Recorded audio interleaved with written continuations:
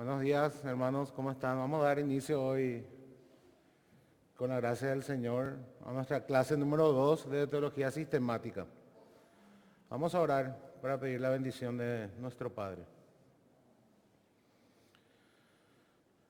Oh Señor, ten misericordia de todos nosotros en esta mañana, conforme a la multitud de tus misericordias. Perdona nuestros pecados y borra nuestras rebeliones, oh Señor. Prepara nuestras almas, prepara nuestro entendimiento para poder estudiar tu palabra hoy. Y al hacerlo poder adorarte, Señor, en este día santo que tú has apartado para tu pueblo. Señor, nos sometemos a tu poder, a tu majestad, a tu reino, a tu voluntad, a tu espíritu.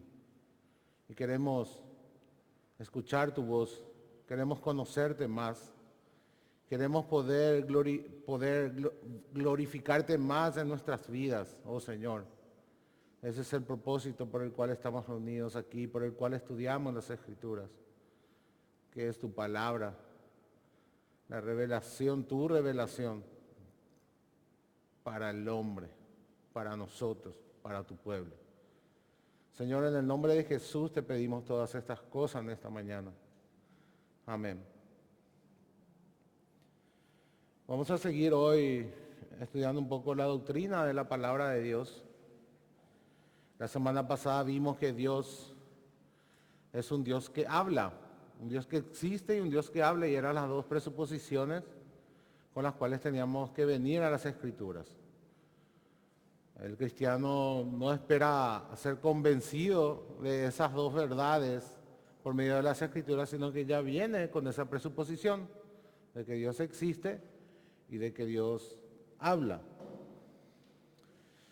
Por medio de la palabra podemos entender que Él se reveló a sí mismo de una manera mucho más clara por medio de Jesús.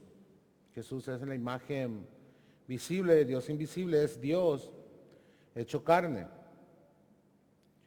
Y podemos ver más claramente a Dios por medio de su palabra en la persona de Jesús. También habíamos considerado al Antiguo Testamento como la palabra de Dios, la palabra autoritativa de Dios. O sea, tenemos que sacar de nuestra comprensión, de nuestro entendimiento, esa percepción incorrecta de decir que solamente el Nuevo Testamento es para la iglesia. Toda la Biblia, toda la Escritura es para la iglesia, y eso incluye tanto el Antiguo como el Nuevo Testamento. Esa es una percepción que debemos corregir, porque es incorrecto, hermanos, es cortar la palabra de Dios, es cortar la revelación de Dios si nosotros decimos que solo el Nuevo Testamento es para la iglesia. No, toda la Biblia es para la iglesia, el Antiguo y el Nuevo Testamento. Y toda la Biblia, el Antiguo y el Nuevo Testamento es autoritativo para nosotros, es nuestra autoridad. Nos revela la persona de Dios y nos dice de qué manera debemos vivir. Él expresa su gobierno sobre nosotros a través de toda su palabra, el Antiguo y el Nuevo Testamento, sobre nosotros que somos sus criaturas. Y por tanto, como sus criaturas, estamos obligados a obedecer sus mandamientos. Todo eso vimos en la clase pasada. Hoy vamos a explorar un poco, vamos a ver sobre el canon de las Escrituras, que algo mencionamos también, y las cualidades, las características o los atributos de la Escritura. En otras palabras, vamos a ver qué libros conforman la Biblia y qué hace a la Biblia distintiva y única. ¿Qué significa, hermanos, la palabra canon? A ver si alguien puede decirnos la palabra canon. ¿A qué nos referimos cuando decimos el canon de la Escritura? La palabra canon es una transliteración griega, es una palabra griega, una palabra semítica que significa norma o regla o estándar. Es una palabra también muy usada en el área del derecho laboral o del derecho, ¿verdad? Los abogados utilizan mucho el tema del canon. Es un término que utilizan mucho. Bueno, entonces, la palabra canon significa regla o estándar. Cuando nosotros hablamos del canon de las escrituras, hablamos de la regla o el estándar para nuestra fe y para nuestra práctica. Por eso nosotros decimos que solo la Biblia, solamente la Biblia, es nuestra única autoridad de fe y de práctica. Es una de las olas de la Reforma Protestante. Por tanto, debemos de definir qué libros forman parte de este canon, de esta regla, de este estándar. Es importante, hermano, hablar de este tema hoy, en donde muchos ponen en tela de juicio algunos libros de la Biblia. Bueno, ya hemos estudiado la corriente de la teología liberal, que fueron los primeros que empezaron a cuestionar la veracidad de la Biblia, la exactitud de la Biblia, la precisión de la Biblia e incluso el canon de la Biblia. De que algunos libros no forman parte de las escrituras y esto no es nada nuevo. La misma palabra nos dice de que no hay nada nuevo bajo el sol. Ya en los primeros años de la iglesia, con la aparición de un hombre llamado Marción, se empezaron a cuestionar el canon de algunos libros que era universalmente aceptada por la iglesia en aquel tiempo. Marción dijo que el Dios del Antiguo Testamento no era el mismo que el Dios del Nuevo Testamento. Entonces no consideraba al Antiguo Testamento como autoritativo para la iglesia.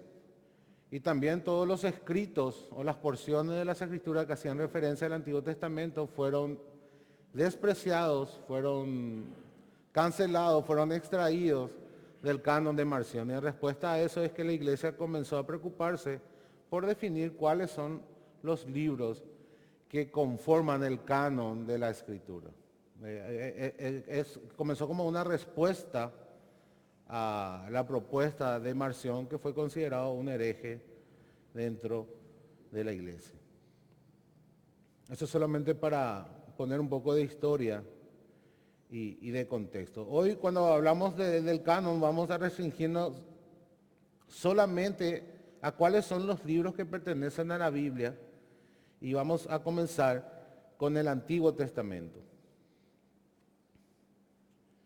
Como ustedes saben, hermanos, el Antiguo Testamento, en la forma en que nos fue entregada a nosotros por la tradición protestante, coincide exactamente en el contenido que los judíos del primer siglo consideraban la escritura inspirada por Dios. Aunque coincide exactamente en el contenido, no coincide exactamente en el orden. Ustedes saben eso, hermanos. El Antiguo Testamento estaba compilado en el primer siglo, o hasta ahora en el Tanakh, de una manera distinta. Ellos dividen la escritura hebrea en tres partes principales. La primera parte es la Torá, que coincide con nuestra división en Pentateuco, los 5 primeros libros, es la Torá, es la ley para ellos, los escritos de Moisés. Luego, ellos tienen lo que denominan Nevi'im, que son los profetas. La Torá, los profetas, y la tercera división son los escritos, que comienzan con el libro de los Salmos. Por eso van a ver en algunas menciones o referencias que los hebreos no le denominan escritos exactamente, sino salmos. Van a ver, por ejemplo, esta mención de la escritura hebrea. La ley, que es la Torá, los profetas, que es Nevi'im, y los salmos, que es una referencia a los escritos, porque el libro de los salmos es el primero que aparece. Entonces simplemente es una manera de citar a la tercera división denominado los escritos. Van a ver, por ejemplo, esta manera de nombrar a Jesús en Lucas 24. Él hace referencia a la escritura hebrea de esta manera: la ley, los profetas y los salmos. Amén, hermano. Es importante que sepamos entonces que cuando Jesús está hablando y hace referencia a la ley y los salmos y los profetas, hace referencia al Antiguo Testamento, a nuestro Antiguo Testamento, que coincide exactamente con el mismo contenido que nosotros tenemos. O sea, no está haciendo referencia a los libros apócrifos o deuterocanónicos, como se le llama y como están en la compilación de la Iglesia Católica Romana, ¿verdad? Que procede de la Vulgata, una traducción hecha por Jerónimo, allá por el siglo IV, en donde él tomó como base la traducción griega Septuaginta, que contaban con estos libros, pero con la salvedad de que ningún hebreo, ningún judío en aquel tiempo consideraban esos libros inspirados por Dios. Incluso el mismo Jerónimo, cuando tradujo la Vulgata y agregó estos libros a esa compilación, aclaró de que esos libros no eran inspirados por Dios. Y toda la iglesia universalmente aceptaba y coincidía en que esos libros no eran inspirados por Dios, sino simplemente se dejaron y lo preservaron en la traducción hecha por Jerónimo como escritos válidos históricamente y que proveían un contexto que era del tiempo de Jesús y que era de lectura de los judíos de aquel tiempo. Entonces se preservaron esas escrituras, pero todo el mundo sabía de que esa escritura no era la palabra de Dios. ¿Entienden, hermano? Inclusive este escrito, esta aclaración es hecha por el mismo traductor, Jerónimo, quien hizo la Vulgata y del cual procede toda la tradición latina de Occidente que es preservada por la Iglesia Católica Romana. ¿Por qué Jerónimo tradujo la Vulgata? ¿Por qué tradujo al latín? Y porque en aquel tiempo el latín era la lengua vernácula de todo Occidente. O sea, todo Occidente hablaba el latín en el siglo IV. Eso con el tiempo cambió. Cambió, hermanos. Llegado un momento el latín fue una lengua muerta en Occidente. Y cada país, cuando empezó a emerger el nacionalismo y cada región se consideraba una nación, un país, cada uno de estas tribus bárbaras anteriormente, tribus germánicas, comenzaron a hablar en sus propias lenguas, ¿verdad? Y de ahí vienen el alemán, el italiano, el francés, el inglés. Son todas lenguas que tienen su origen bárbaros, de tribus bárbaras, mezclada evidentemente con el latín. Bueno, eso para poner simplemente un poco de contexto. Resumiendo, en el primer siglo absolutamente nadie ponía en tela de juicio cuáles eran los libros que formaban parte del canon judío. Nadie, hermanos, absolutamente nadie. Todos los judíos concebían, inspirados por Dios, los mismos libros que hoy tenemos nosotros. Todos, absolutamente todos. Puedo comentarles aquí también una referencia. Un breve comentario histórico acerca de la compilación judía. Por ejemplo, Filón, en el siglo I, hacía referencia también a las tres secciones que mencioné, ¿verdad? La ley, los profetas y los salmos, en su obra de Vita Contemplativa, artículo 25 de la Biblia hebrea Tanakh. Al igual que nuestro Señor Jesús en Lucas 24:44, eso pueden anotar, Lucas 24:44. La misma compilación mencionada por Jesús. Inclusive cuando Jesús hace referencia, por ejemplo, en Mateo 23:35 y Lucas 11:51, diciendo que desde la sangre de Abel hasta la sangre de Zacarías, los judíos eran responsables de esa muerte, estaba haciendo referencia a la compilación judía. Porque la muerte de Zacarías está en el segundo libro de Crónicas, en el capítulo 24. Y en la compilación judía, que estamos mencionando, la ley, los profetas y los escritos, el libro de Crónicas es el último libro de las Escrituras, no es Malaquías.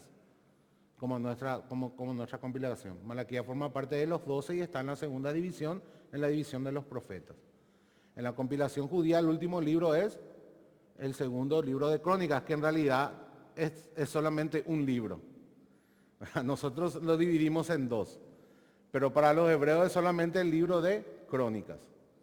Y al final está la muerte de Zacarías. Entonces lo que Jesús dice de la muerte de Abel, que es el primer mártir, hasta el último profeta mártir, los judíos eran responsables. Y de esa manera implícita, Jesús estaba haciendo referencia a la misma, al mismo contenido del Antiguo Testamento que nosotros, coincidiendo con esa compilación. O sea, para Jesús el último libro era la muerte de Zacarías, que es el segundo libro de Crónicas para nosotros. Entonces, de manera implícita, Jesús mismo está afirmando que nuestro Antiguo Testamento coincide plenamente con el Antiguo Testamento de ellos y son solamente esos libros los inspirados por Dios. Un poco analizando podemos llegar a la conclusión, o sea, de esta forma podemos nosotros enseñarle a aquellos católicos romanos que sinceramente quieren saber y preguntan por qué nosotros no consideramos esos otros libros. O sea, podemos ir a estos textos. No hay necesidad ni que te acuerdes del libro de Filón o la referencia de Josefo, sino andate a Lucas 24, 44 y mostrarle la referencia que Jesús hace del Antiguo Testamento, explicándole un poco cómo ellos compilaban de una manera distinta la Sagrada Escritura, en este caso el Antiguo Testamento. El número tradicional de esos libros canónicos era 24. Bueno, 24 como lo tenían compilado los judíos. En algunos era 22, solamente 22 libros. En la compilación de 22 libros, Ruth era un apéndice de Jueces. O sea, estaba incluido dentro del libro de Jueces. Y también Lamentaciones estaba incluido dentro de Jeremías. Era una manera un poco distinta de compilar. En algunos casos estaban como libros separados y en algunos casos formaban parte de un apéndice del otro libro. Cuando formaba parte del apéndice, entonces restaban 2 libros más. No eran 24, sino eran 22. Estos datos históricos son válidos para cuando ustedes van a buscar referencias históricas acerca de la compilación, porque van a encontrar que algunos dicen 24 y otros 22, pero eso se refiere simplemente por esta diferencia. Que algunos consideraban a Ruth como un apéndice de Jueces y a Lamentaciones como un apéndice de Jeremías y otros no. Entonces es una anotación válida a tener en cuenta. Josefo también hace esta referencia, dice que todos los libros del Antiguo Testamento de nuestra Biblia protestante han sido aceptados como canónicos como los judíos desde tiempos inmemorables. Es una cita también de Josefo. Creo que es importante, hermanos, citar estos datos históricos para que nosotros podamos presentar defensa cuando alguien nos demanda sobre el canon, porque dentro de Paraguay es algo controversial, ¿verdad? Una de las primeras conversaciones que surge con los católicos romanos es esa diferencia sutil. En la compilación del Antiguo Testamento era lo más llamativo y quizá irrisorio es que nuestra diferencia no está en el Nuevo sino en el Antiguo, porque el Nuevo es exactamente igual. Ambos tenemos 27 libros. La diferencia está en los deuteros canónicos que fueron preservados de la Vulgata en las compilaciones católicas romanas. Ahora nosotros ya sabemos por qué eso se preservó. Fue porque Jerónimo decidió por orden del obispo de Roma, Dámaso I, traducir la Vulgata así tal cual estaba, la compilación de la Vulgata. Y tal cual estaba incluyó entonces los libros deuterocanónicos, pero sabiendo y estando consciente y toda la iglesia de ello, de que no eran inspirados por Dios. Ahí vemos también, hermanos, cómo nuestras decisiones deben de ser bien pensadas, ¿verdad, hermanos? Porque quizá hoy no vemos ningún peligro en las decisiones que tomamos hoy. Y estoy hablando como iglesia local. Cuando tomamos decisiones, por ejemplo, acerca de los estatutos o del legado que vamos a dejar, debemos de pensar muy bien de qué manera eso puede afectar a futuras generaciones. Porque ellos, lo más probable es que no se habrán imaginado de que la tradición con el tiempo iba a generar controversia sobre esos libros deuterocanónicos. ¿Verdad? Una controversia totalmente innecesaria si es que Jerónimo de entrada decidía no incluir en la compilación de esos libros y hacerlo, no sé, un libro aparte y no incluirlo dentro de la Biblia o dentro de todos esos compilados. Quizás eso hubiese sido una decisión más sabia y así no había controversia sobre los libros deuterocanónicos. Pero bueno, la cosa ya está hecha y todo aquel que sea honesto y sincero y busque en la historia con sinceridad va a llegar a la misma conclusión de que la iglesia no tomaba esos libros como libros inspirados por Dios.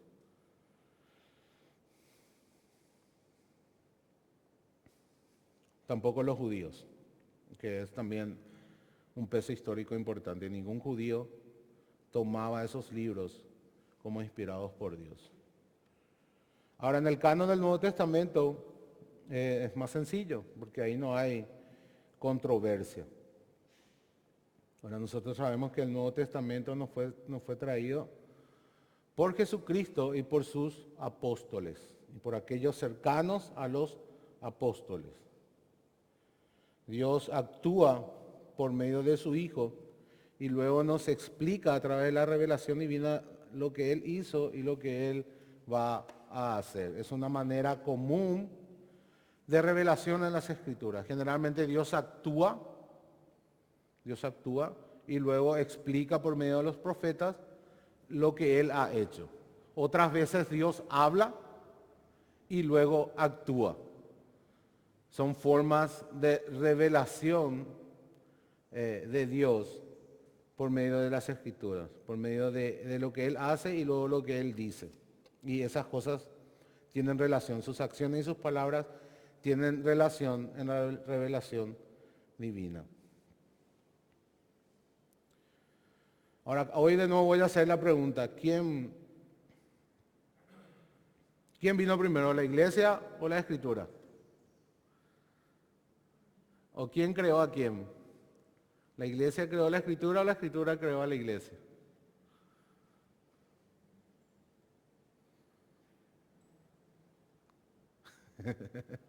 La gallina al huevo es la pregunta.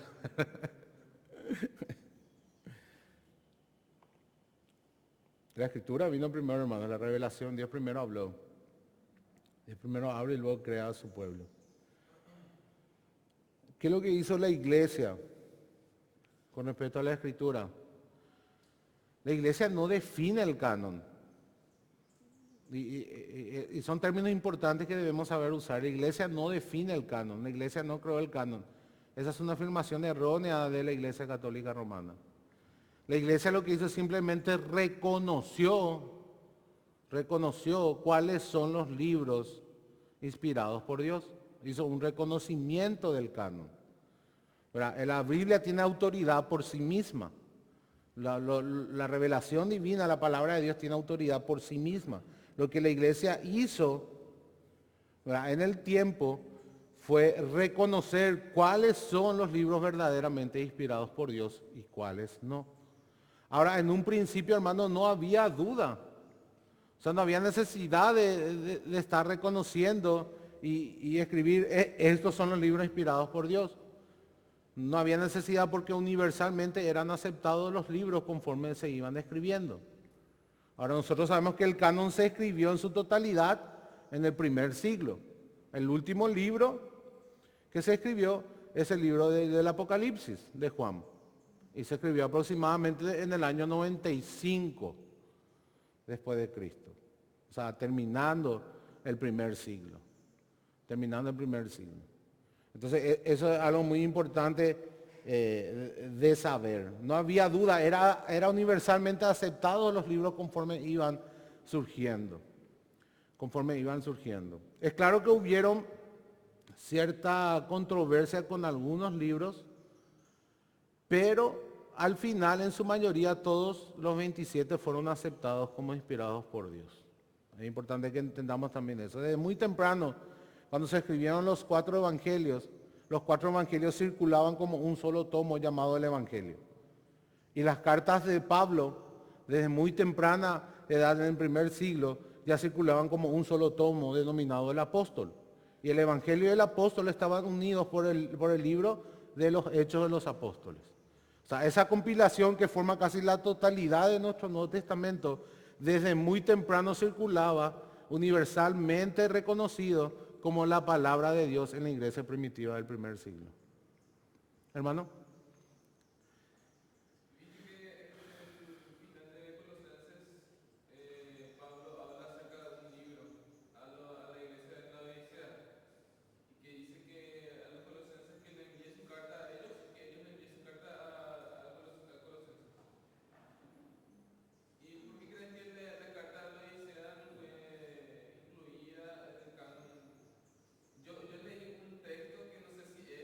Sí.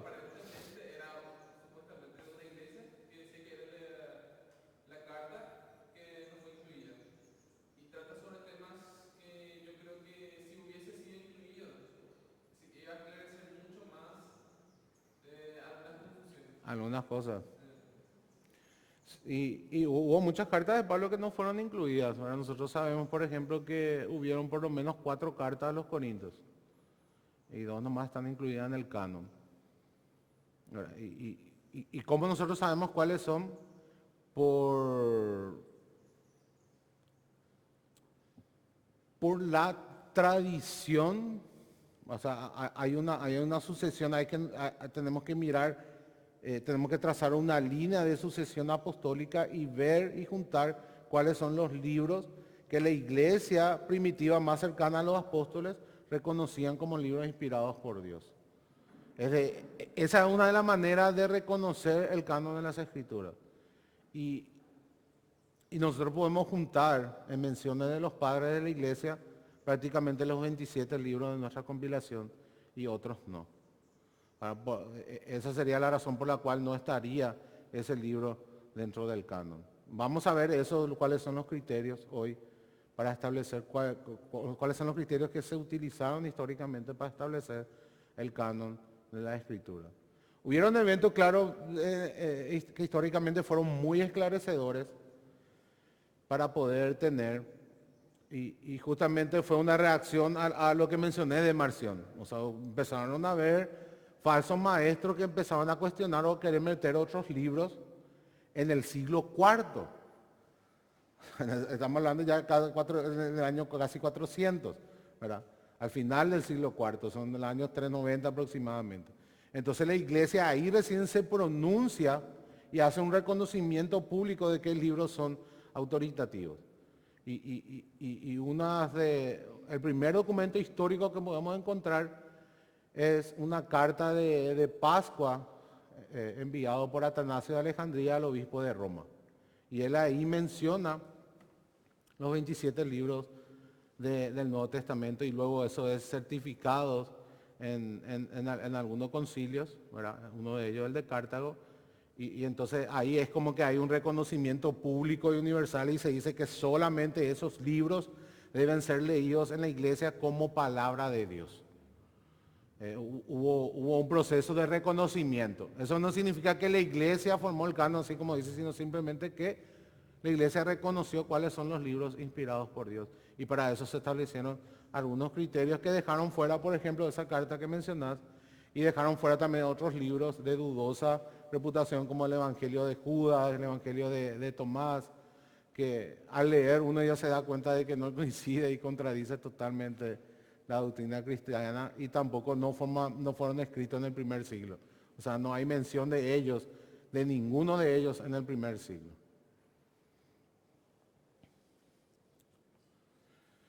No sabía de esa carta, nunca escuché que se había encontrado otra carta de Pablo. En realidad yo estaba buscando por internet. Sí. Y como yo he visto, estaba leyendo en Colosenses al final decía que Pablo mencionaba la carta, entonces yo por curiosidad busqué si había algún tipo de libro fuera del canon que estuviera ahí por la letra. ¿Y encontraste uno? Sí, pero No estaba seguro. no estoy seguro claramente, ¿verdad? Porque que yo sepa, otra carta de Pablo no se encontró. Sí se encontraban falsificaciones, ¿verdad?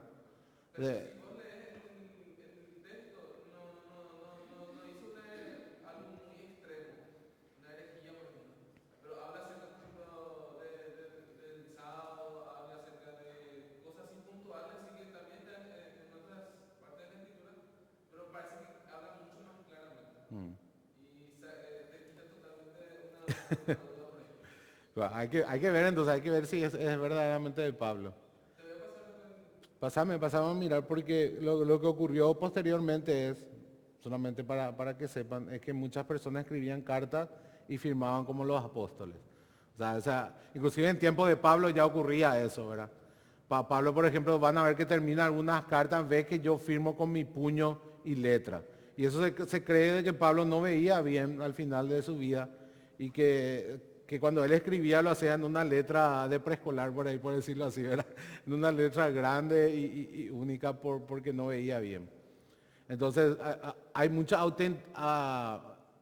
firmas de Pablo en sus cartas, van a encontrar eso en el Nuevo Testamento, porque en ese tiempo ya era una práctica común de los falsos maestros, de aquellos que buscaban algún tipo de gloria, falsificar cartas de los apóstoles.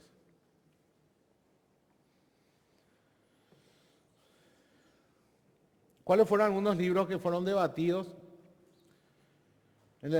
para incluirlos en el canon? Algunos líderes, fueron muy pocos, hermano, no estoy hablando de un debate a nivel universal, sino que hubieron algunos líderes que generaron cierta controversia con la epístola de los Hebreos, de Santiago, de Judas y de Apocalipsis. Yo sé que, por ejemplo, las cartas de Juan tuvieron cierta resistencia porque eran muy utilizadas con los gnósticos, por los gnósticos. O sea, los gnósticos agarraron mucho de la terminología del logos y de los términos que utilizaba Juan para establecer su doctrina e infiltrarse en la iglesia cristiana.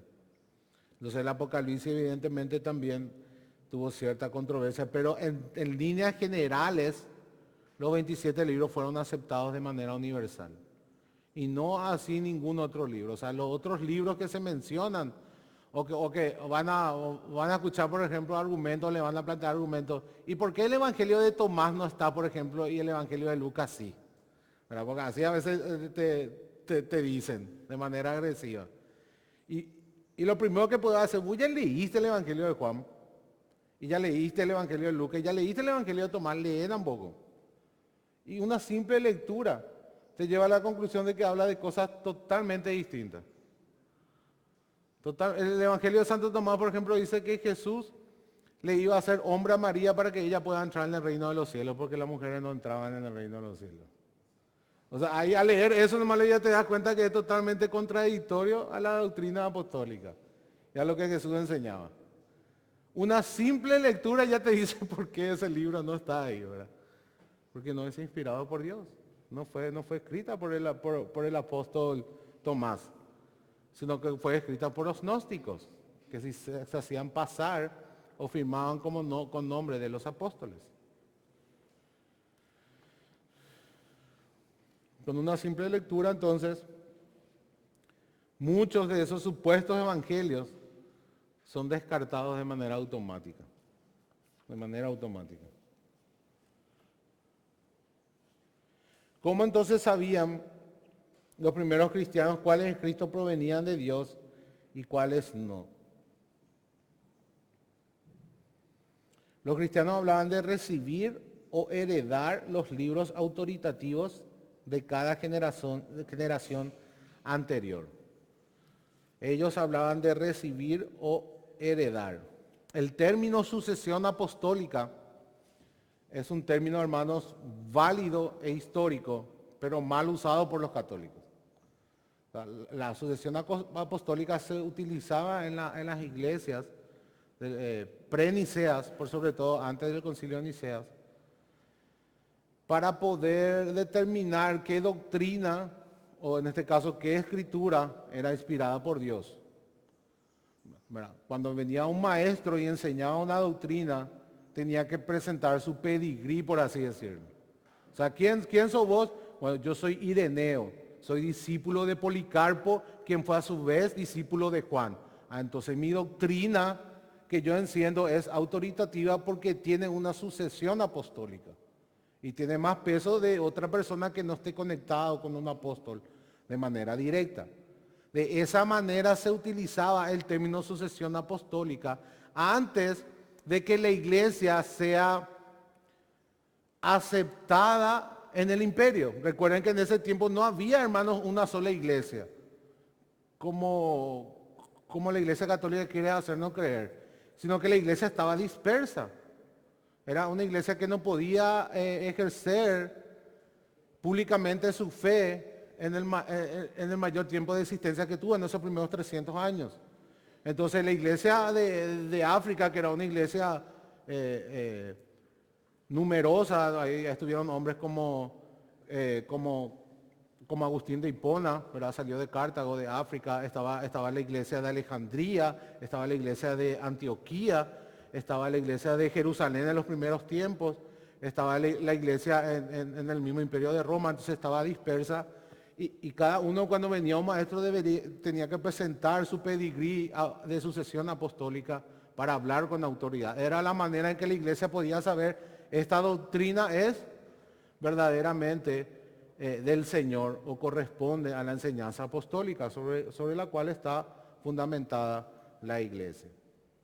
Entonces hay a veces términos que a nosotros nos generan repulsión porque fueron mal utilizados por la Iglesia Católica Romana. Otro término, por ejemplo, es el término católico. En realidad todos nosotros somos católicos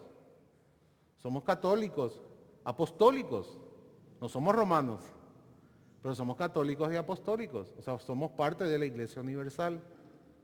Somos parte de la Iglesia Universal, solamente que en nuestro contexto la palabra católico ya tiene una mala presunción, por así decirlo, dentro del contexto evangélico.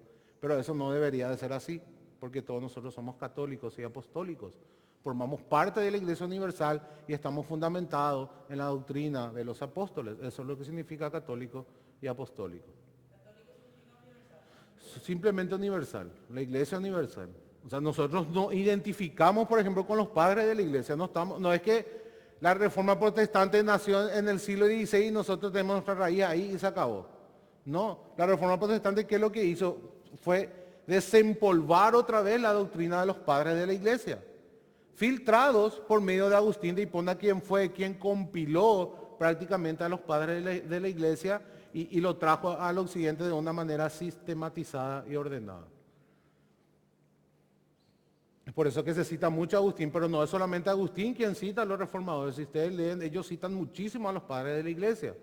Citan a Crisóstomo, citan a Agustín, citan a Tertuliano y a otros padres de la Iglesia, no solamente a Agustín.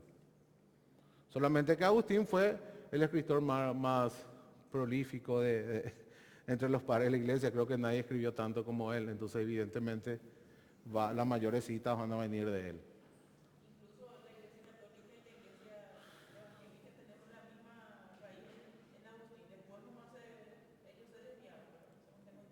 Sí, después con ellos siguieron la doctrina bajo un pensamiento aristotélico de la mano de Tomás de Aquino. ¿Verdad? O sea, las concepciones filosóficas tienen punto de contacto con el cristianismo. Por medio de Agustín era el neoplatonismo, que tienen algunos puntos de verdad. Toda verdad pertenece a Dios, independientemente a quién lo dijo. Nosotros sabemos eso, hermano. Toda verdad le pertenece a Dios, independientemente de quién lo dijo. O sea, si un mormón te dice que el cielo es azul por ser mormón, ¿eso es mentira? Lo lógico nos dice que no, ¿verdad? El cielo es azul. No importa quién lo diga. O sea, la verdad está fuera del ser, fuera de la criatura. La verdad viene de afuera, es de Dios, no importa quién lo diga. Entonces, muchas verdades fueron dichas por los filósofos y por los pensamientos, por los pensadores, por los grandes pensadores. Y hubo muchos puntos de contacto en los pensamientos de la Iglesia con esos pensadores, en aquellos puntos en que eran verdad. Inclusive los primeros apologistas, como Justino Mártir, se sirvieron mucho de la filosofía neoplatónica para poder dialogar con el mundo contemporáneo de aquel tiempo y poder defender y demostrar de que el cristianismo es verdad, de que el cristianismo es noble y de que el cristianismo puede responder a todas las vicisitudes de la vida. Fue esa una manera de defender la fe cristiana y de introducirla en la conversación del mundo greco-romano del primer y segundo siglo. Es importante que entendamos eso. A veces pensamos, ¿verdad?, que la filosofía, queremos satanizar la filosofía, decimos que la filosofía es del demonio, y no necesariamente así. ¿Verdad? Hay cosas de la filosofía que se pueden rescatar, sobre todo de los grandes pensadores de la antigüedad. Así lo entendieron gente como Agustín, así lo entendieron gente como Tomás de Aquino, que son hermanos nuestros, aunque tendrán sus errores, así como nosotros también seguro. Ellos son nuestros hermanos y fueron grandemente utilizados por el Señor.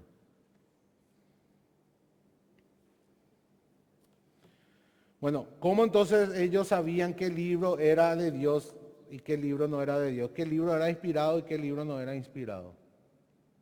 ¿Cómo sabían, hermanos? El primer criterio era la apostolicidad, ¿verdad?, que es lo que yo venía hablando en otro término, el término de la sucesión apostólica. ¿Fue el documento escrito por un apóstol o por alguien en contacto inmediato a un apóstol? Ese fue uno de los criterios para recibir o descartar un libro como inspirado por Dios. Si ese libro tenía conexión con un apóstol, fue escrito por un apóstol o por alguien cercano a un apóstol, ese era un criterio. El segundo criterio era la antigüedad. Y aquí es donde todos esos falsos libros gnósticos fueron descartados, porque no hay ningún libro gnóstico del primer siglo, prácticamente en los registros de la iglesia. Todos aparecieron ya en el segundo, en el tercer, en el cuarto siglo. Empezaron a circular en la iglesia. No era de conocimiento de los padres apostólicos, los primeros discípulos de los apóstoles. No se mencionan sus escritos, no hay manera de encontrar registros de esos libros, como el Evangelio de Tomás, como el Evangelio de Judas, que en una simple lectura se percibe el gnosticismo en su doctrina.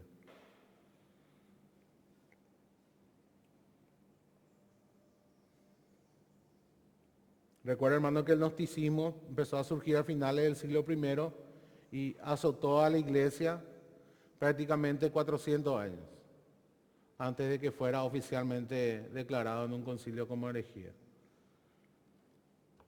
Entonces ellos se infiltraron mucho dentro de la iglesia cristiana.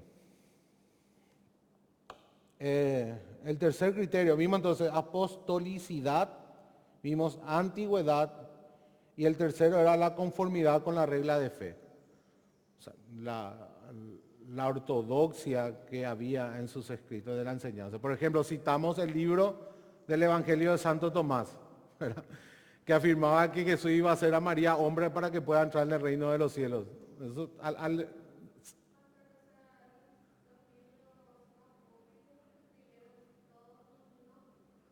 lo que no, sí, lo que no están incluidos en el Nuevo Testamento. No, esos son los deuterocanónicos del Antiguo. Esos son otros. Ahora estamos hablando del Nuevo. Los del Antiguo eran escritos devocionales e históricos de los judíos, pero que ellos mismos afirmaron de que no era revelación divina. Y eso se ve, citamos por ejemplo a Jesús en Mateo 24:44, en donde él mismo hace referencia a una compilación que era universalmente reconocida en aquel tiempo con exactamente el mismo contenido de nuestro Antiguo Testamento. O sea, ni un judío ponía en tela de juicio que los 39 libros que nosotros tenemos eran solamente los libros inspirados por Dios.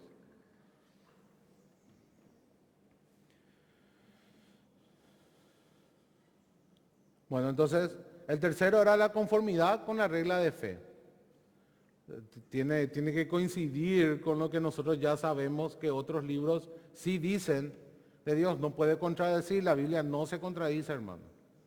No se contradice. Pero ahí había mencionado, recuerdan la clase pasada, un pensamiento muy aceptado en la iglesia de hoy, pero que tiene implicaciones peligrosa y desastrosa. Decir, por ejemplo, que las partes que están escritas en rojo en tu Biblia, las palabras de Jesús, tienen más autoridad que Pablo. O sea, hacer esa afirmación, si nosotros llevamos a una conclusión lógica, estamos asumiendo de que la Biblia se contradice.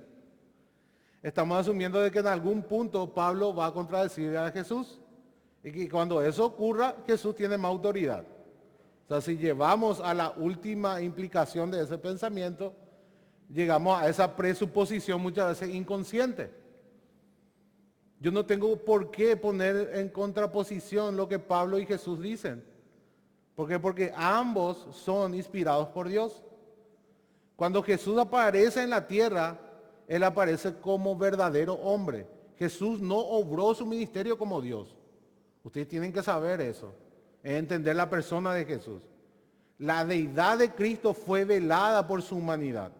Y cuando Él actúa, actúa como un verdadero hombre, con el oficio de profeta y de sacerdote. Él tiene que ser investido de poder por el Espíritu Santo para poder iniciar su ministerio.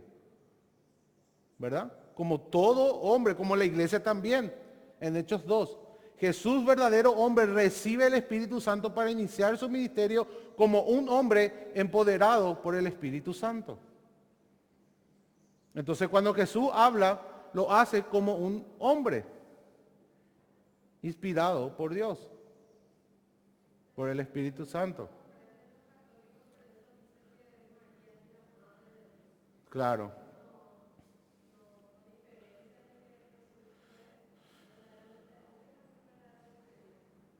Totalmente. Totalmente. Entonces, Jesús habla como profeta, Jesús habla como hombre, Jesús habla inspirado por Dios, inspirado por el Espíritu Santo. ¿Verdad? Aunque Él es verdaderamente Dios, pero Él no obró, no vino acá a actuar como Dios, sino como hombre. Él ocupó nuestro lugar, hermanos. Eso es lo que dice la Biblia. ¿Verdad? Él es el segundo Adán. Él ocupa el lugar de la humanidad como un representante federal de una nueva creación, de una nueva humanidad. Y Él como hombre tiene que obrar su ministerio. Él como hombre tiene que predicar la palabra. Él como hombre tiene que sufrir. Él como hombre tiene que morir. Y Él como hombre tiene que resucitar. Dios no sufre, Dios no muere, Dios no resucita, Dios es impasible, Dios es eterno, Dios nunca muere. El que muere es el hombre, el que resucita es el hombre, el que sufre es el hombre. Jesús como hombre pasó todas esas cosas. Y Jesús como hombre también nos trae la palabra de Dios. Entonces, no hay más autoridad en las letras rojas de tu Biblia que en lo que dice Pablo. Ambos son igualmente autoritativas. Ambas no se van a contradecir nunca, porque ambas son la palabra de Dios. ¿Se entiende eso, hermano? Hicimos un poco de pensamiento analítico para ver de por qué esto es así. Bueno, apostolicidad, antigüedad y conformidad a la regla de fe. Cuarto criterio, la universalidad, o sea, la catolicidad. El uso generalizado y continuo por parte de la iglesia en todo el mundo conocido. Como les dije, podemos juntar los escritos de los padres y podemos ver que todos ellos citaban a los mismos 27 libros que nosotros utilizamos hoy como el canon del Nuevo Testamento. El uso universal, todos ellos utilizaban los mismos libros. Ninguno de ellos menciona el Evangelio de Tomás, ninguno de ellos menciona el Evangelio de Judas o el Apocalipsis de Pedro o esas cosas entre sus escritos. Ninguno de los primeros padres de la iglesia. Esos nombres comienzan a surgir en el cuarto siglo recién. Por eso no forman parte de los 27 libros. Así que, hermano, cuando un ateo que se cree súper inteligente viene y le hace ese tipo de planteamiento, es una forma muy práctica de responder. Una forma muy práctica de responder. Incluso pueden invitarle a leer el Evangelio de Tomás y enseñarle, por ejemplo, el punto de que Jesús vino a morir por los pecadores y en Él ya no existe más hombre ni mujer, libre ni esclavo, ni no hay más ese tipo de distinción. O sea que Jesús no tiene que convertir a María en hombre para que entre en el reino de los cielos, como afirma el Evangelio de Tomás. De una manera sencilla pueden convencer a alguien que sea sincero buscando la verdad.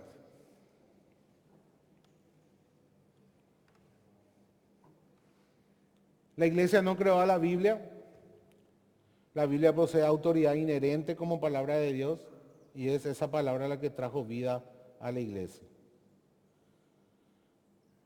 ¿Cuándo se cierra el canon, hermanos? Con la muerte de Jesús y de sus apóstoles. Es ahí donde el canon se cierra. Al igual que el Antiguo Testamento. El Antiguo Testamento se cerró con la muerte del último profeta. ¿Cuál fue el último profeta? Malaquías. Durante 400 años, la misma historia judía nos dice y nos confirma, no porque necesitamos de la historia para autentificar la palabra de Dios, sino simplemente una forma de reforzar lo que decimos.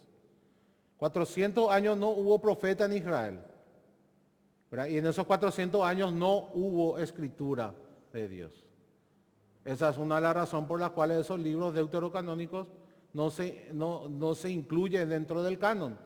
Esa es la razón por la cual los mismos judíos no aceptan esos libros como inspirados por Dios, solamente como que tienen un valor devocional e histórico importante. Solamente para eso. Durante 400 años no hubo profeta. Con la muerte del último profeta se cerró el canon del Antiguo Testamento. Con la muerte del último apóstol, Juan, se cerró el canon del Nuevo Testamento. Hay una simetría en cuanto al cierre del canon de ambos testamentos.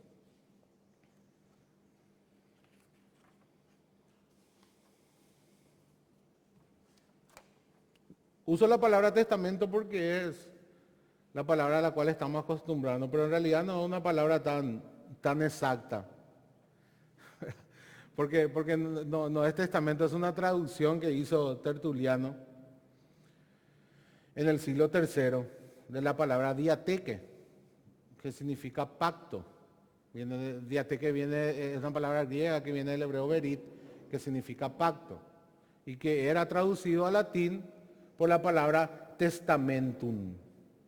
Instrumentum o testamentum. Prevaleció la palabra testamentum y hasta hoy le llamamos Antiguo Testamento y Nuevo Testamento. Cuando en realidad lo más correcto debería ser el Antiguo Pacto y el Nuevo Pacto. Ese es un nombre más correcto al término, que el término testamento, hermano. Porque testamento, ¿qué es lo que significa hoy para nosotros? Tiene otro significado. No está hablando de un testamento que no está hablando del Antiguo Pacto y del Nuevo Pacto. Eso sería mucho más preciso.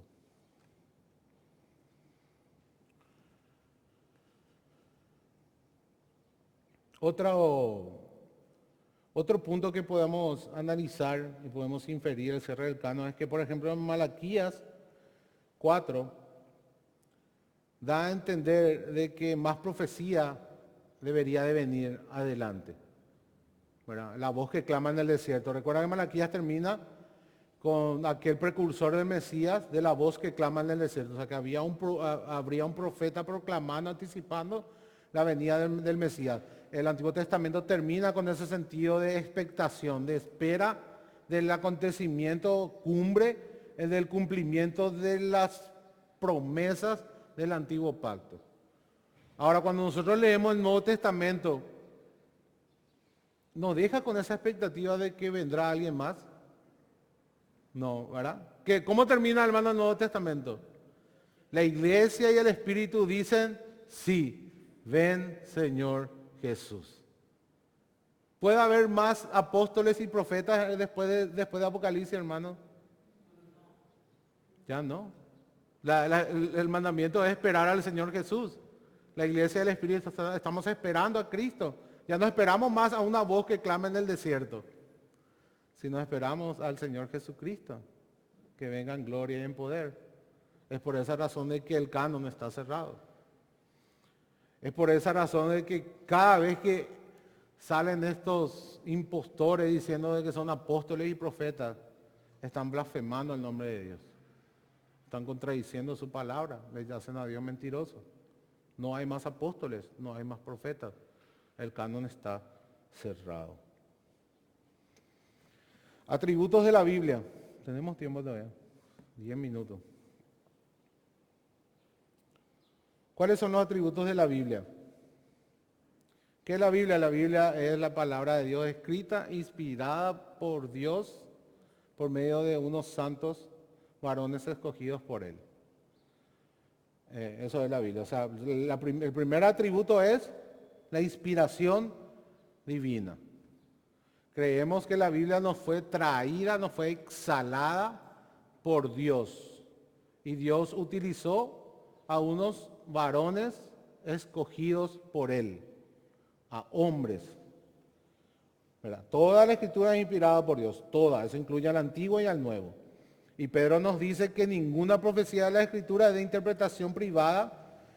Aquí la palabra interpretación no es tan exacta, en realidad lo que quiere decir el original es ninguna escritura tiene un origen privado. Eso es lo que está diciendo el texto. O sea, que procede del hombre, de alguien particular, de una persona en particular. Porque nunca la profecía fue traída por voluntad humana. Ahí tiene más sentido, no fue traída por voluntad humana. Sino que los santos hombres de Dios hablaron siendo inspirados por el Espíritu Santo. Segunda de Pedro 1, 20, 21. ¿Cómo hablaron estos hombres? Inspirados por el Espíritu Santo. Ahora, cuando hablamos de inspiración divina, podemos traer a nuestra mente de que Dios le está hablando a Lucas y le está haciendo tipo un dictado, ¿verdad? A veces traemos esa imagen a nuestra mente de cómo es la inspiración divina. No ocurre así, hermanos. Dios utiliza métodos distintos para inspirar a los hombres. Hay muchas veces que le dice, escribe estas palabras y le dicta. Hay otras veces que trajo por medio de sueños en la antigüedad. ¿Verdad? Hebreo nos dice que anteriormente nuestros padres hablaban por medio de sueños, de visiones, pero hoy nos habla por medio de su Hijo. Los apóstoles, por ejemplo, escucharon y vieron lo que Jesús hizo y empezaron a anotar, a hacer un resumen de manera intencional. Y sin ellos saber, ellos estaban siendo inspirados por Dios. Simplemente registrando todo su testimonio de vida en el tiempo en que vivieron al lado de Jesús. Y de esa manera Dios les inspiró. Lucas se propuso hacer una investigación. O sea, él hizo una investigación, estudió, fue a entrevistar personas, empezó a colectar información y luego la presentó de una manera ordenada, presentándola a un tal Teófilo para que él pueda entender y saber todas las cosas como han sucedido desde que Jesús apareció hasta la expansión de la iglesia. ¿Verdad? Así comienza Lucas y Hechos. Bueno, él hizo una investigación y Dios inspiró esa investigación de Lucas. Lucas no estaba siendo consciente en ese mismo acto de que Dios le estaba hablando y le estaba escribiendo. No, él simplemente estaba investigando y escribiendo, pero Dios en su providencia divina, en su gobierno, estaba ordenando todas las cosas de tal manera de que Lucas estaba siendo inspirado por Dios. Entonces la inspiración divina no implica de que Dios esté dictando y el hombre escribiendo. Dios gobierna en el mayor de los casos por medio de métodos ordinarios. Es importante que entendamos cómo Dios inspira la palabra de Dios a estos santos hombres que Él escogió.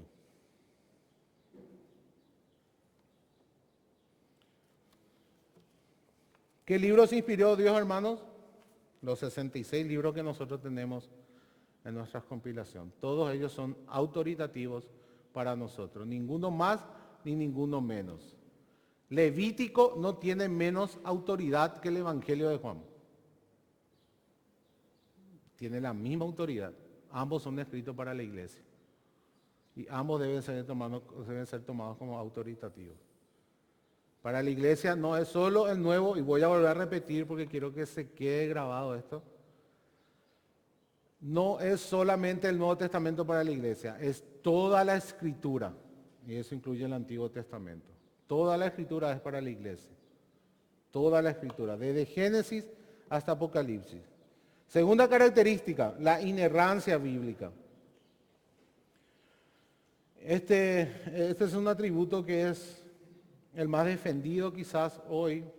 En nuestro ambiente quizás no tanto porque el liberalismo teológico aún no ha entrado demasiado en nuestro contexto evangélico aquí en nuestro país, pero debemos entender que lo que ellos van a hacer es negar ciertas partes de las Escrituras. No niegan la inspiración divina, no niegan que la palabra de Dios tiene autoridad para nosotros. Lo que niegan es que la Biblia sea absolutamente verdadera y precisa en todos sus puntos. O sea, ellos dicen que hay algunos datos históricos y algunos datos matemáticos o que pertenecen a las ciencias humanas, en las cuales la Biblia no es exacta y no tiene autoridad.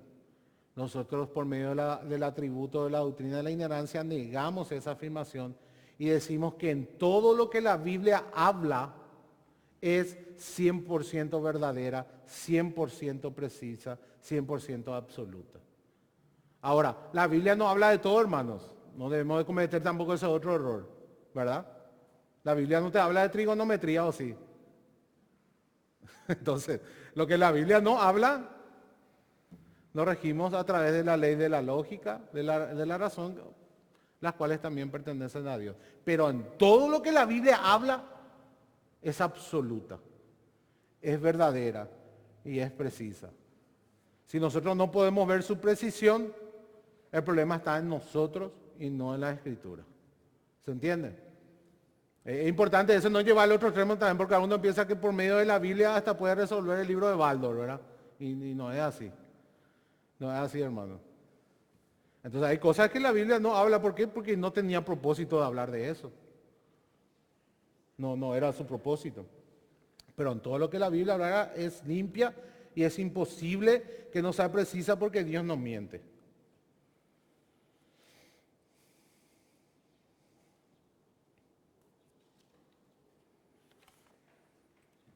Otra característica, vimos entonces, es inspirada, es inerrante y es infalible. ¿Qué significa infalibilidad? Infalibilidad está relacionado con la inerrancia. Infalibilidad significa que no te va a fallar, que siempre va a cumplir su propósito, que siempre te va a llevar a la verdad, a lo que ella dice a dónde te va a llevar. Es el resultado de la Biblia, y la Biblia es infalible, no te falla. Ya cuando nosotros decimos que la Biblia es inerrante, nosotros decimos que creemos que históricamente hubo un hombre llamado Jonás y que históricamente un pez se lo tragó y que históricamente le tuvo 3 días en su vientre y que históricamente luego lo volvió a escupir con vida. ¿Verdad? Un teólogo liberal se rasga la vestidura por cuando nosotros decimos que creemos que eso ocurrió históricamente. Porque para ellos eso es un lenguaje figurado, o sea, no puede ocurrir porque la ciencia, según ellos, niega de que un hombre pueda vivir 3 días dentro de un pez. ¿Verdad? Hemos presentado nosotros inclusive una evidencia histórica cuando predicamos el libro de Jonás. ¿Recuerdan, hermano? De que hubo un hombre que fue tragado por un pez y escupido vivo de nuevo. O sea, históricamente hay un caso. Así es que no significa que autentificamos la Biblia por medio de hechos históricos, simplemente le damos fuerza a la afirmación de que puede ocurrir. De que puede ocurrir. Para Dios nada es imposible. Ahora, nosotros no creemos que solamente eso es verdadero, sino de que ese evento tiene un propósito para nosotros y que por eso es infalible. Jesús inclusive utiliza ese evento haciendo referencia a su muerte y su resurrección. Que así como Jonás tuvo 3 días en el vientre del pez, así él también iba a estar muerto 3 días y que luego iba a resucitar. Entonces no solamente es un hecho histórico, sino que es un hecho histórico que tiene un propósito y un fin para nosotros hoy. No está ahí para simplemente alimentar la imaginación, sino que tiene un propósito, hermano, y tiene un propósito infalible. Vamos a apurar un poco. Otro atributo es la claridad. La Biblia es clara. No está escrita en códigos que nosotros debemos de interpretar o descodificar para saber.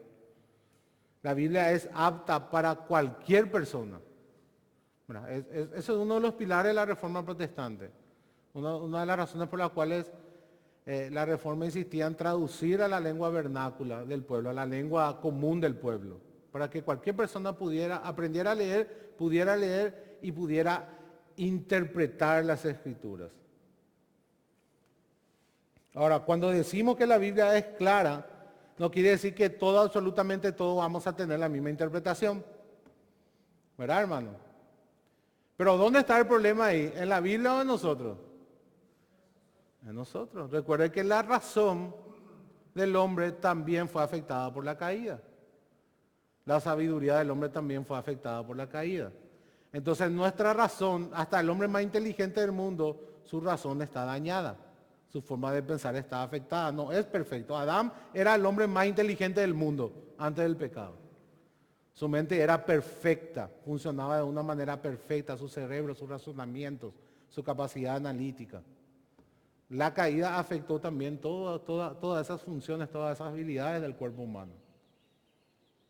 Entonces es por eso que nosotros podemos interpretar un pasaje de manera distinta. Es una de las razones. ¿Verdad? Otra es, hay muchas cosas. Por ejemplo, la brecha del tiempo. ¿Verdad? Tenemos textos de 3.500 años atrás, en donde hay una brecha no solamente del tiempo, sino una brecha cultural. ¿Verdad? Nosotros vivimos de manera muy distinta a lo que vivía un hebreo en Palestina hace 3.500 años. ¿Verdad? Algo de diferencia va a haber en la forma en que interpretamos. Ustedes saben que el lenguaje es una ciencia dinámica. Palabras que hace 50 años se utilizaban, no tenían un significado, hoy no se utilizan o tienen otro significado. Entonces imagínense si en 50 años el lenguaje cambia en un mismo idioma como el español, ¿cuánto va a cambiar el lenguaje 3.500 años de una lengua muerta?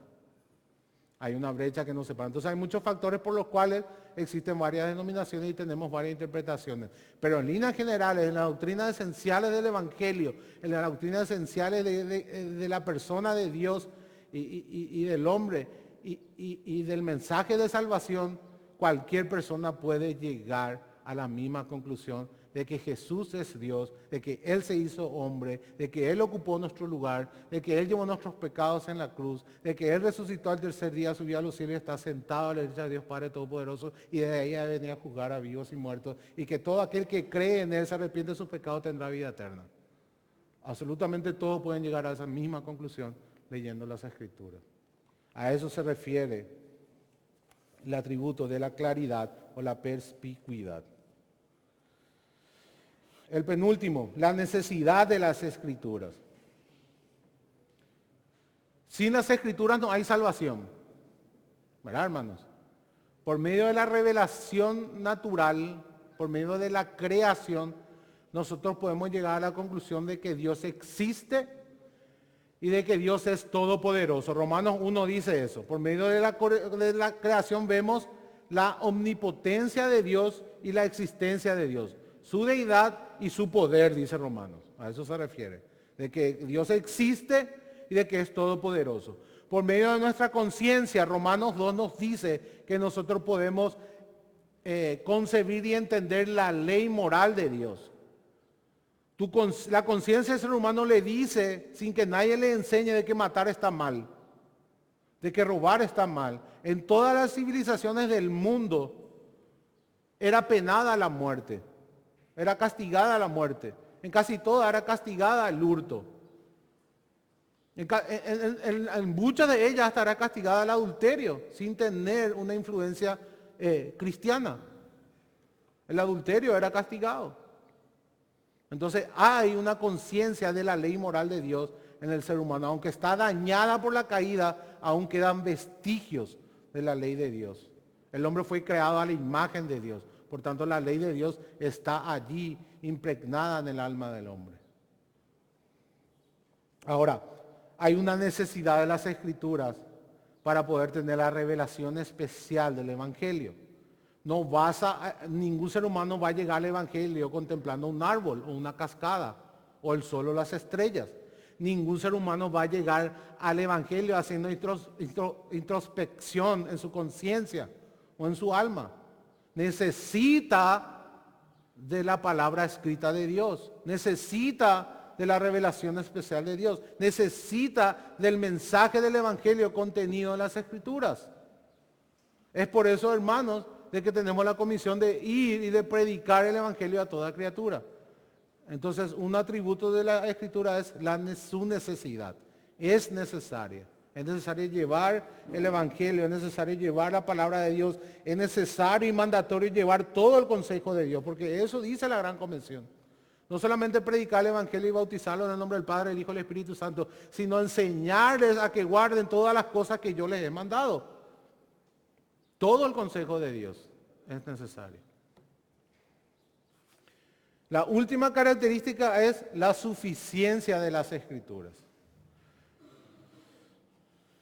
La suficiencia de las Escrituras. La Escritura, hermano, es suficiente. No necesitamos nada más para vivir conforme a la voluntad de Dios. Todo lo que Dios ha querido revelar al hombre está escrito. Escrito está. No necesitas de un coach, no necesitas de un motivador, no necesitas de un apóstol, no necesitas de un profeta. Ya tenés la palabra de Dios y es suficiente. Ahí está todo lo que necesitas. Podemos confiar plenamente en los 66 libros que tenemos, porque conforme a lo que hemos visto hoy de manera superficial, pero sí de manera contundente, de que es la palabra de Dios escrita, inspirada por Dios, inerrante, infalible, necesaria y suficiente. Entonces, si estamos luchando con la santidad, con la satisfacción, con la depresión, con el desánimo, con el matrimonio, con la crianza, o simplemente queremos conocer y crecer en Dios, lo que debemos hacer es ir a las Escrituras. Ella es suficiente para la vida y para la piedad. Vimos entonces, hermanos, la importancia sí de la tradición y de la razón, ¿verdad? Son cosas importantes. Necesitamos acudir muchas veces a eventos históricos o necesitamos utilizar la razón cuando vamos a las Escrituras, pero tanto la tradición como la razón se equivocan. Tienen sus errores. La Escritura no. La Escritura es inerrante e infalible. Todo tiene su lugar, pero nada reemplaza a las Escrituras. Nada reemplaza. Las confesiones de fe tienen su lugar, pero no reemplazan a la Biblia. Solamente la Biblia es nuestra autoridad última, nuestra única autoridad de fe y de práctica. Es a la única a que debemos atar nuestra conciencia. Solamente a la Biblia y a nada más. Y recordemos, hermanos, que la Biblia no es de interpretación privada, no pertenece solamente a una persona, sino que todos fuimos dotados con el Espíritu Santo, todos tenemos la razón, todos podemos acudir a la tradición para valernos, todos podemos ir e interpretar la Biblia por nuestra cuenta, que es lo que Dios quiere y debemos de hacerlo. Debemos de meditar en ella, debemos de llenar nuestra mente de versículos, memorizarlos, pensar en una palabra, por ejemplo, agarrar un versículo en un día, y durante todo el día te vas pensando por partes en ese versículo, agarrar una palabra de ese versículo y pensar durante el día en esa palabra y en todas sus implicaciones. Eso es meditar en la palabra, eso es lo que hacía el salmista, meditaba en ella de día y de noche. O sea, más te vale agarrar en un año y leer 50 veces un mismo libro y dejar ese libro en tu corazón que agarrar y leer toda la Biblia en un año y no recordarte ni el 5% de lo que leíste. Eso es un consejo que yo puedo darte. Está bien que leas toda la Biblia en un año, pero mucho más enriquecedor es agarrar un libro y comértelo en un año. Y en 20 años vas a tener la Biblia en la palma de tu mano. Vas a saberla de memoria, vas a poder meditar verdaderamente en ella de día y de noche. Tenemos que ser capaces, por ejemplo, hoy aquí, hay cristianos ya de décadas, deberían de ser capaces de poder explicar, por ejemplo, en palabras resumidas, de qué habla un libro.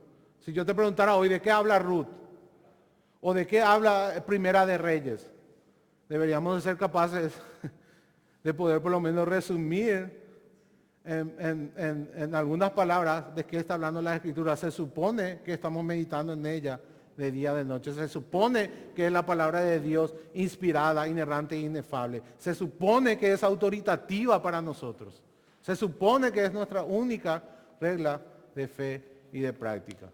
Ahora debemos de actuar como tal. Amén. Oremos. Padre, te damos gracias, oh Señor, por este día. Bendecimos tu santo nombre. Te rogamos que por medio de tu Espíritu podamos ser convencidos, exhortados y podamos responder a esta exhortación, oh Señor, de una manera que glorifique tu nombre. Por Jesucristo te lo pedimos. Amén.